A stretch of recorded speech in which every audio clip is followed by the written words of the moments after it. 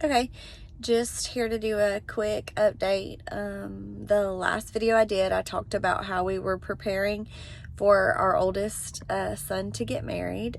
So we had that about a week and a half ago. It was beautiful. We had done all the things we could do to try to help my husband have a great weekend. Made sure he was very, very hydrated. He had slept well, all the things.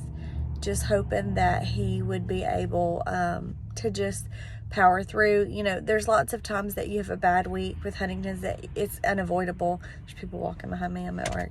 There's lots of things that are just absolutely unavoidable. And then there's things where it's like, hey, sometimes it's because I'm tired, so let me try to rest. Hey, let me, So we did everything that we could do within reason to try to help him have a really good weekend, and it kind of worked out between what we did and just the Lord providing him with a great weekend, I think, because he just knew that was our prayer.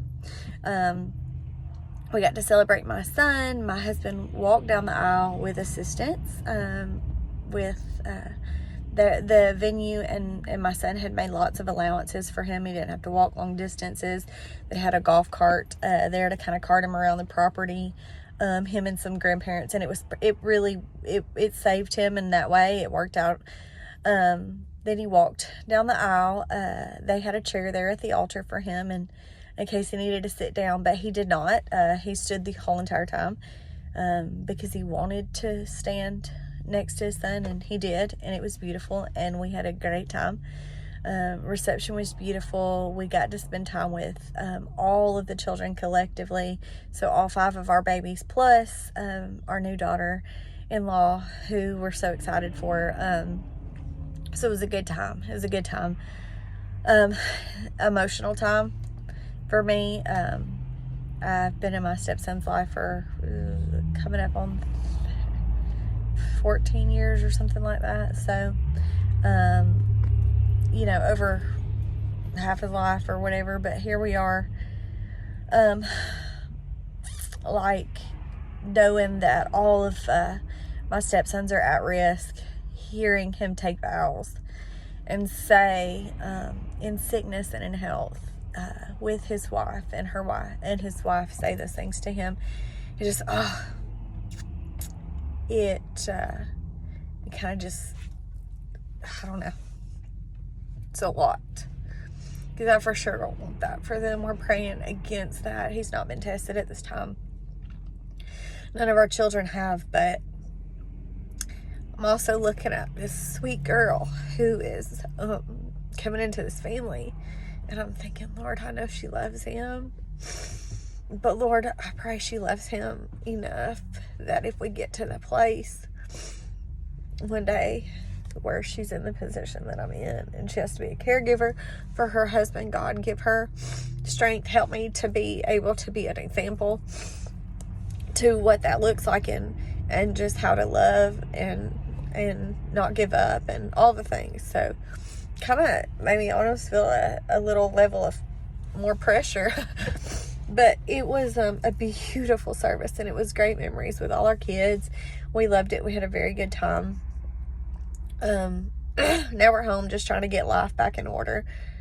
The whole weekend, because we went up on Friday, we didn't leave till Sunday. The whole weekend was spent with family that was in the wedding, like my husband's brothers and stuff. So it was good. My sister-in-law's nieces and nephews. So it was good for my kids. It was good for all of us. It was kind of funny because more than one occasion, somebody was like, oh gosh, I know he's tired. Oh, let's get him a chair. Oh, I'm worried he's going to choke on this, that, or the other. And almost like they were just stressing because they thought he was having a bad week. And it was funny because I'm like, no, this is actually a really good week.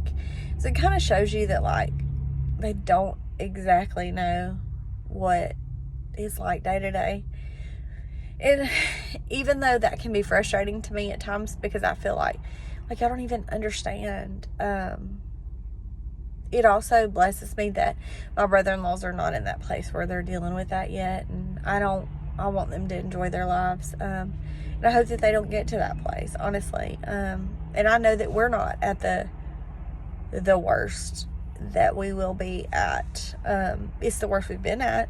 And that's the only thing I can say to any caregiver that was like, oh my gosh, well, you know, I've got this, that, and the third. I know, and it's coming. And if it doesn't come, then it means we missed out on our person. So there's no good way to look at it, but it's hard for all of us in a different way. And in each stage, it's a different part of it's hard depending on our personalities and all our things. So like, even if you just are finding out that you're going to be a caregiver, or you're just finding out that your loved one is positive for this condition,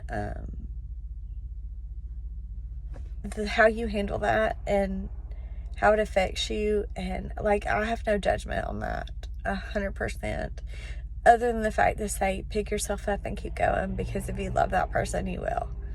And if you can look at that person and say, as a caregiver, that if the roles were reversed, I know what they would do, and then you have to mimic that. And I think that's kind of what I have to check myself a lot of the times, is he would move mountains if he could, if it was me. So I don't want to hesitate.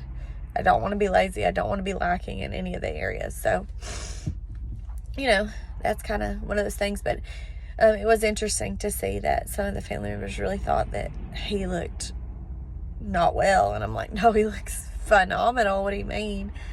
So it's just perspective a little bit on that. And then we're back trying to get into normal life a little bit. You can see I'm decked out for Christmas. It is like the 11th. No, it's not. It's the week of the 11th. I go by week endings at work. It is like the 7th or something of November. Listen, who gonna check me? Okay? Like, I'm gonna be honest with you. I love Christmas, but my husband loves Christmas. Last night I was decorating one of our trees in our living room, and I said, like, what's your favorite part of Christmas? And so, like, I know you can't just ask him an open-ended question anymore. So, you know, fun fact, that doesn't work anymore. And I can give like 3 choices. 4 is really pushing it. Sometimes you give 3 or 4 and he looks kind of like a deer in the headlights and just won't answer, but he's trying to think of an answer. So I said, what's your favorite part of Christmas? Is it the movies, the music, the food, or like the decorations? And he's thought for a few minutes. He said the decorations. So I was like, okay. And I knew that's what it was. Because he loves to see Christmas lights. He used to love to deck our yard out too. We had a crazy power bill, honey.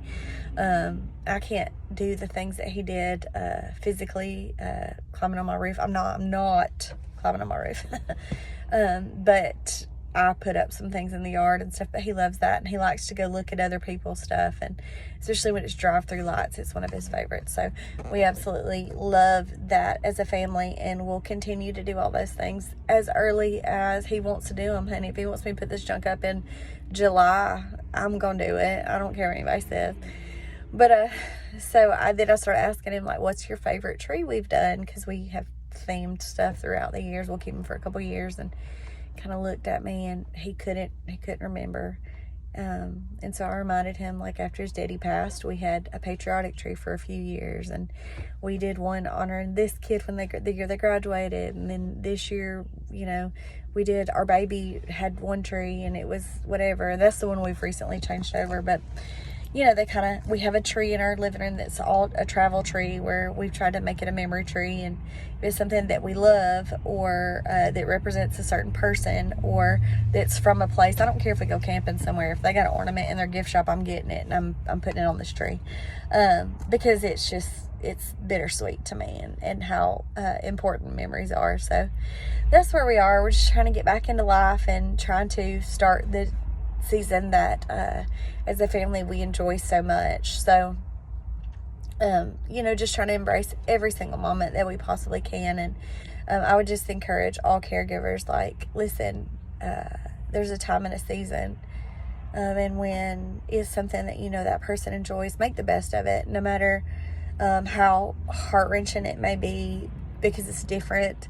Adapt, find ways around it, and like, let's just keep going for them. And because I know that will, I mean, we're gonna have regrets regardless, but like, let's not let that be one of those things that that I wish I would have continued, or I wish I would have tried to make this still happen for them.